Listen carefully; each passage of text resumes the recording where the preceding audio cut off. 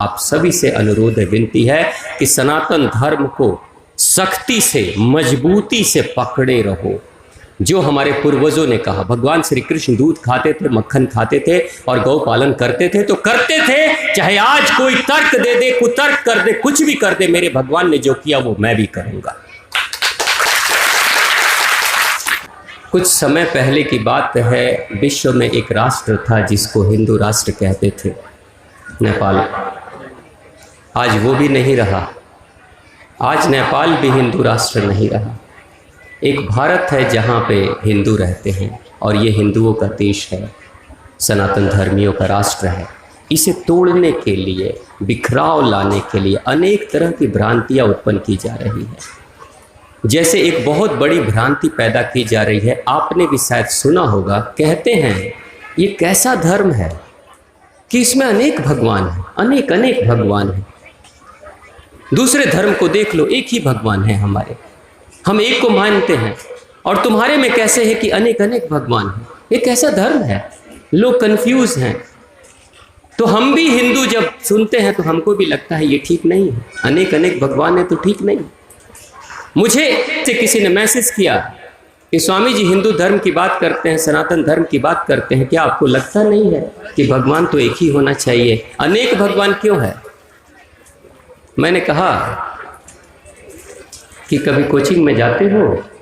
तो उसने कहा हाँ कोचिंग में जाते हैं, कोचिंग ट्यूशन होता है।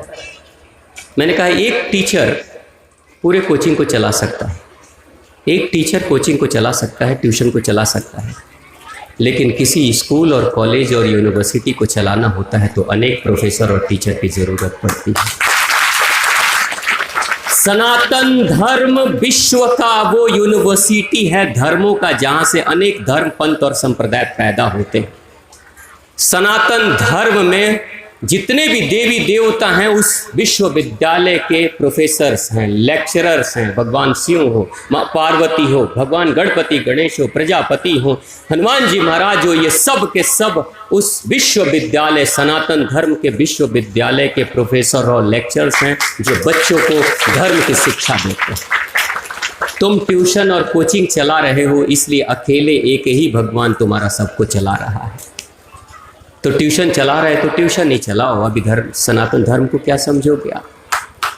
और हम हिंदू भी इन बातों को सुनते हैं तो सहमति में हाँ कहना शुरू कर देते हैं। बिल्कुल बात सही है भाई, बहुत विशाल धर्म है हमारा। धर्म ऐसा है, पूरे विश्व में जितने भी धर्म और पंथ और संप्रदाय हैं उनमें जो भी उनके गुरुओं ने कहा है वो सब कुछ सनातन धर्म में मिल जाएगा। वेद, पुराण, उपनिषद, रामायण, महाभारत सब पढ़ लोगे, विश्व का सारे धर्मों का ज्ञान इसमें समाहित है।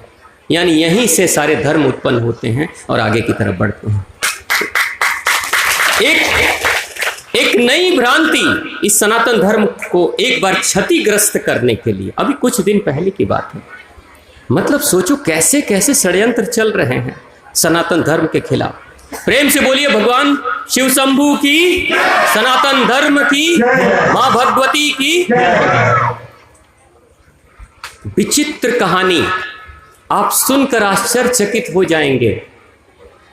किसी ने कहा, और साधारण इंसान ने नहीं, पढ़े लिखे इंसान ने, भारत के किसी गुरु ने कहा, उनको भी किसी विदेशी ने समझा दिया। और क्या कहते हैं?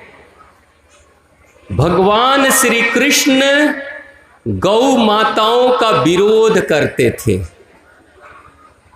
मुझे लगा कि भाई ये क्या बात कह रहे हैं, कैसे विरोध करते थे?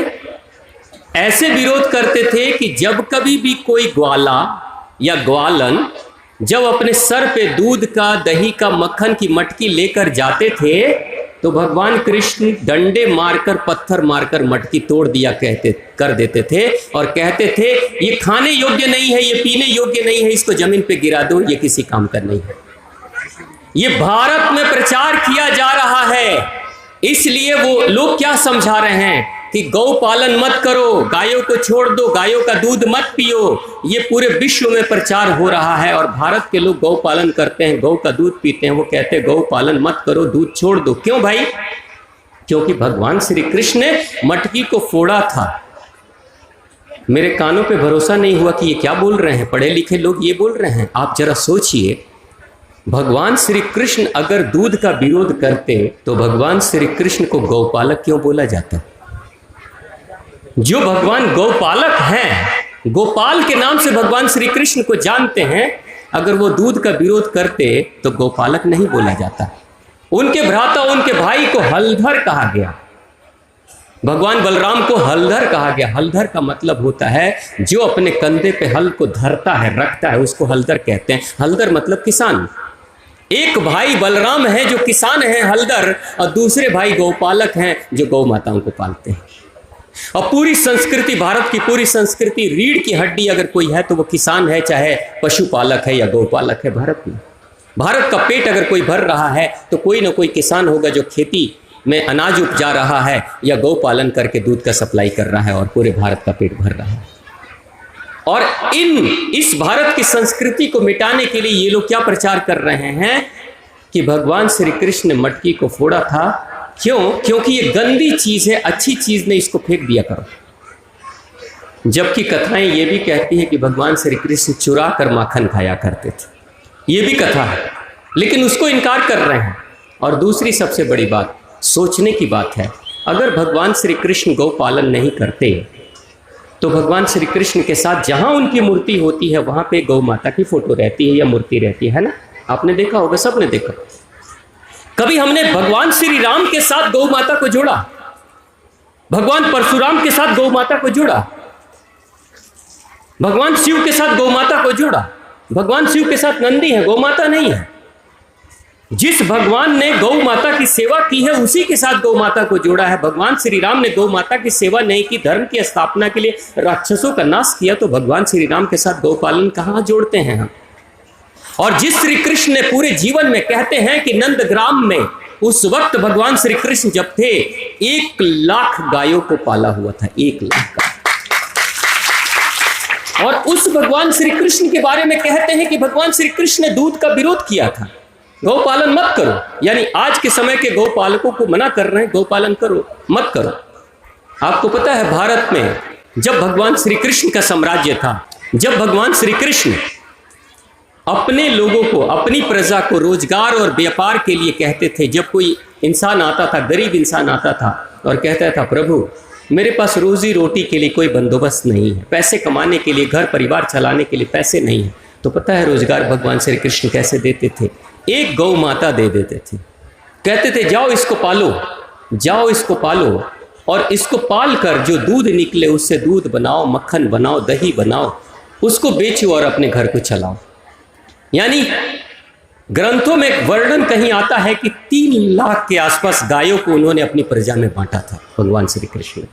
यानी गौ पालन करने मात्र से पूरी भारत की अर्थव्यवस्था चल रही थी, भारत के लोग अमीर हो रहे थे, और इतने अमीर भारत के लोग हुए कि भारत को सोने की चिड़िया भी कहा गया।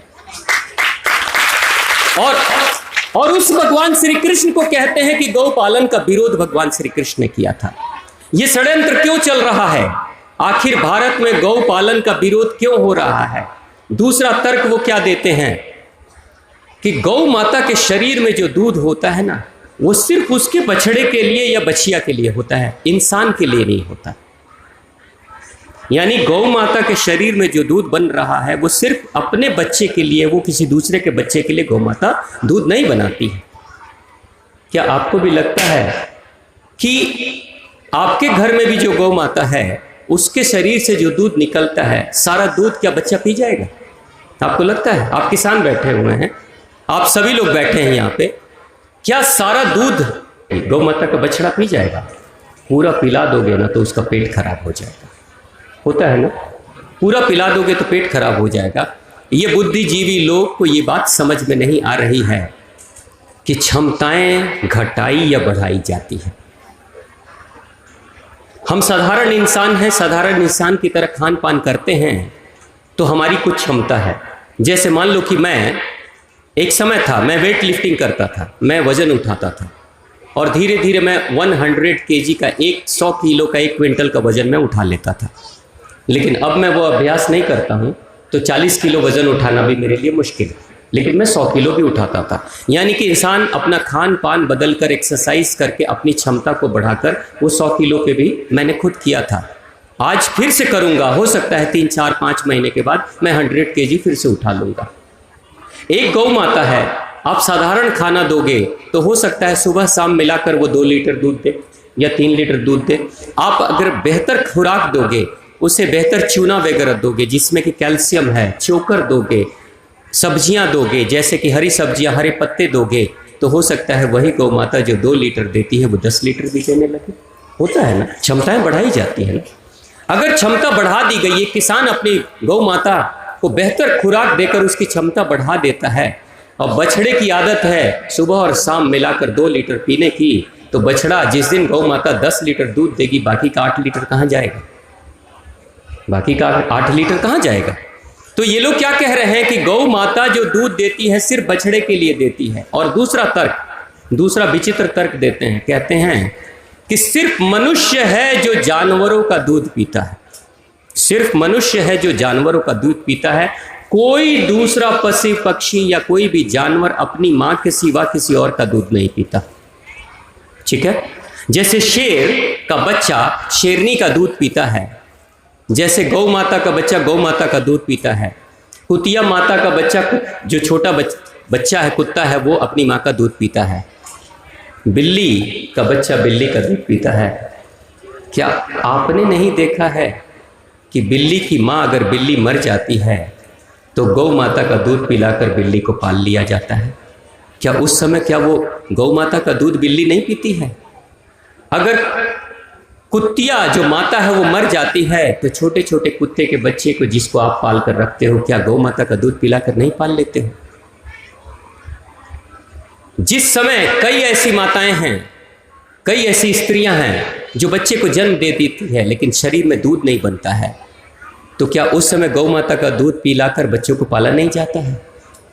क्या हम सब ने गौ माता का दूध नहीं पिया है? सभी ने पिया है। इसलिए भारत में कहते हैं 2 माताएं होती हैं। पहली माता हमारी खुद की माँ जिसने हमें जन्म दिया, दूसरी माता गौ माता, इसलिए गौ माता को हम माता कहते हैं। जानवर भी पी रहे हैं, जानवर भी पी रहे हैं दूसरे जानवर का दूध।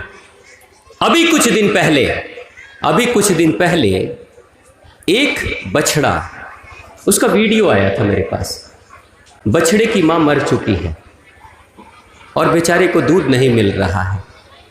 उसी गौशाला में एक कुतिया माता कहीं से रोज चली आती है और उस बछड़े को दूध पिलाती है। अपनी कुतिया का दूध बछड़ा पी रहा है। ये वीडियो आया, देखो कैसा प्रेम है। वो माँ है, वो कुतिया है, लेकिन वो माँ है, उसे पता है इस बच्चे को दूध चाहिए। ये नहीं देख रही है कि मेरा बच्चा नहीं है, उसमें दूध है तो दूध पिला रही है। और तब ये तर्क शास्त्री, ये जो तर्क देने वाले लोग हैं, कहते हैं मनुष्य के सिवा कोई दूसरा जानवर किसी दूसरे का दूध नहीं पीता है। मगर जाकर देखिए तो समाज में किसी दूसरे का भी दूध पिया जाता है, होता है ऐसा। और ये सारा षड्यंत्र क्यों हो रहा है, किस लिए हो रहा है? क्योंकि भारत में बड़े बड़े बूचड़ खाने हैं। बूचड़ खाने का मतलब होता है जहां जानवरों को मारा जाता है, गाय का मांस मारकर खाया जाता है, विदेशों में सप्लाई किया जाता है। अचानक से कुछ सालों से ये प्रचार प्रसार इन्होंने करना शुरू कर दिया कि गौ पालन बंद करो, दूध खाना बंद करो, दूध खाने से डायबिटीज होगी, बीपी होगी, ब्रेन हैमरेज होगा, दूध खाने से ब्रेन हैमरेज होगा। दारा सिंह भी दूध पीता था, ब्रेन हैमरेज हो गया था उसका। हम सब बचपन से दूध पिए हैं, हम में से कितने का ब्रेन हैमरेज हुआ है? आज भी दूध पीते हैं, कितने का ब्रेन हैमरेज हुआ है? कितने को डायबिटीज होती है? डायबिटीज दूध पीने से नहीं होती है, डायबिटीज कब्ज की बीमारी से होती है। लंबे समय तक किसी इंसान को कब्ज की शिकायत हो, पेट में गंदगी बनी रहे, तो धीरे धीरे पैंक्रियाज काम करना बंद कर देता है, क्योंकि जहाँ कब्ज बनता है वही पैंक्रियाज होती है। पैंक्रियाज काम करना बंद करता है, इंसुलिन बनना बंद हो जाएगा, शुगर की मात्रा बढ़ जाएगी और शुगर की बीमारी हो जाएगी। मैंने हजारों लोगों को देखा है, कब्ज की शिकायत दूर की जाती है, कुछ छोटे मोटे प्रयोग कराए जाते हैं, वो आराम से डायबिटीज से मुक्त हुए हैं। ऐसे बहुत एग्जाम्पल, उदाहरण मेरे पास में हैं। बीपी से मुक्त हुए हैं, कैंसर से मुक्त हुए हैं, दूध फिर भी पी रहे हैं, लेकिन तबीयत नहीं खराब हो रही है। लेकिन ये षड्यंत्र क्यों कर रहे हैं? ताकि जब लोग धीरे धीरे दूध पीना बंद करेंगे तो गौ पालन करने वाले जो लोग हैं, जब उनका दूध नहीं बिकेगा, दही नहीं बिकेगा, घी नहीं बिकेगा, तो उसके बाद क्या होगा? ये धीरे धीरे गौ माता को छोड़ने लगेंगे, क्योंकि रोज रोज खिलाना मुश्किल हो जाएगा। और जब खिलाना मुश्किल होगा तो गौ माताओं को छोड़ देंगे, किसी कसाई खाने में भेज देंगे, कोई कसाई खरीद के ले जाएगा और उसका मांस बनाएगा और विदेश में सप्लाई करेगा। यानी आप गौ माताओं को छोड़ो ताकि बूचड़ खाने का व्यापार बेहतर चले, उनको काटे मारे और पूरे विदेश में सप्लाई करें। ये बहुत बड़ा षड्यंत्र है जो हमारे खिलाफ चल रहा है। भारत की अर्थव्यवस्था को तोड़ने की कोशिश की जा रही है। मेरे भाई, मेरे बहनों, आप सभी से अनुरोध है, विनती है कि सनातन धर्म को सख्ती से, मजबूती से पकड़े रहो। जो हमारे पूर्वजों ने कहा, भगवान श्री कृष्ण दूध खाते थे, मक्खन खाते थे और गौ पालन करते थे, तो करते थे। चाहे आज कोई तर्क दे दे, कुतर्क कर दे, कुछ भी कर दे, मेरे भगवान ने जो किया वो मैं भी करूंगा। ऐसे षड्यंत्र जो भारत के खिलाफ चल रहे हैं, इन षड्यंत्र से आपको सतर्क होने की जरूरत नहीं है, तो बहुत आसानी से समाज टूट जाएगा, बिखर जाएगा। तो प्रेम से बोलिए माता शक्ति, माँ भवानी की, माँ जगदम्बा, माँ परम्बा की, और आप सभी की।